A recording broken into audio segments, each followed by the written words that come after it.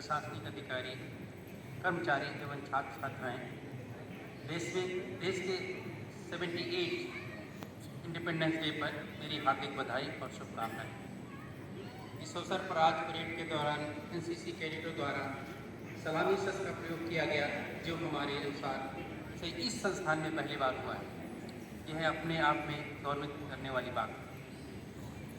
यह दिन हम सबके लिए गौरवपूर्ण और पावन है, जब हम स्वतंत्रता दिवस समारोह मनाते हैं, जो वास्तव में एक महान लोकतांत्रिक के नागरिक होने का भी उत्सव है।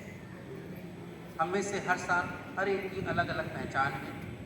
जात, पंथ, भाषा जैसे क्षेत्र के अलावा हमारे अपने परिवार और कार्य क्षेत्र से जुड़ी पहचान होती है, लेकिन हमारी एक पहचान जो इन सबसे ऊपर है, वह पहचान है भारत का नागरिक होना।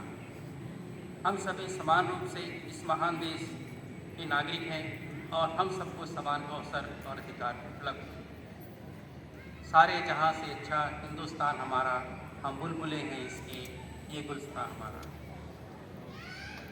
कविवर इकबाल की ये पंक्तियाँ हमें याद दिलाती हैं कि हमारा देश कितना महान और अनेकताओं से भरा है। हमारे देश की संस्कृति, भाषा और परंपराएं हमें अनोखी पहचान देती हैं, और इस पहचान के लिए हमने कितना लंबा संघर्ष भी किया है। अनेकों सेनानियों ने अपने जीवन का बलिदान देकर हमें स्वतंत्रता दिलाई। उनके साहस और बलिदान को शब्दों में बयान नहीं किया जा सकता। आज हमें सभी ज्ञात और अज्ञात स्वतंत्रता सेनानियों के कृतज्ञतापूर्ण श्रद्धांजलि अर्पित करते हैं। उनकी वीरता को नमन करते हुए हमें यह भी याद रखना चाहिए कि आज़ादी सिर्फ हमारा अधिकार नहीं है। स्वतंत्रता का मतलब केवल विदेश शासन से मुक्त नहीं है। आज़ादी के साथ आती हैं जिम्मेदारियाँ। हर 15 अगस्त को हमें फिर याद दिलाता है कि हमें अपनी आत्मनिर्भरता, समानता और स्वतंत्रता बनाए रखने के लिए निरंतर प्रयास करना पड़ेगा।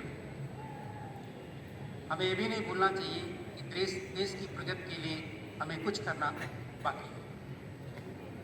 यह सुनिश्चित करना है कि भारत का हर नागरिक स्वतंत्रता दिवस पर अपने खुद को आज़ाद, सशक्त और सुरक्षित महसूस कर रहा हो।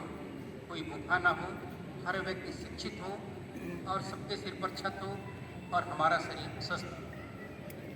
जैसा कि आप जानते हैं कि हमारे प्रधानमंत्री श्री नरेंद्र मोदी द्वारा 2047 तक एक विकसित भारत की कल्पना की गई है, और कल्पना ही नहीं बल्कि इसके लिए हम जो भी आर्थिक प्रयास करना होगा वो हम सभी करेंगे, क्योंकि हमारा ये शैक्षिक संस्थान है, तो हमारी जिम्मेदारियाँ और भी अधिक बढ़ जाती हैं।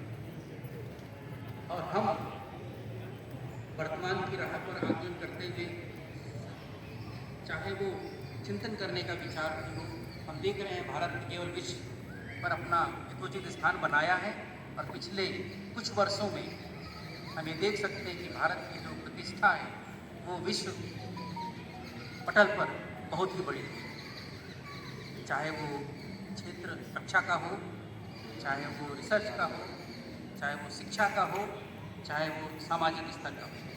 हमने बहुत सारी प्रक्रिया की हैं और हमें उनको आगे भी बढ़ाना है, और उसके लिए हम जो भी करना चाहें हमको करना पड़ेगा।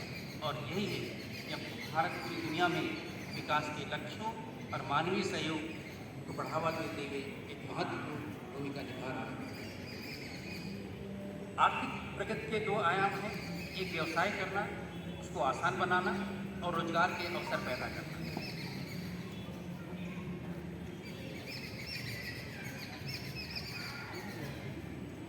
और उद्यमशीलता को, संस्कृति को बढ़ावा दिया जा रहा है।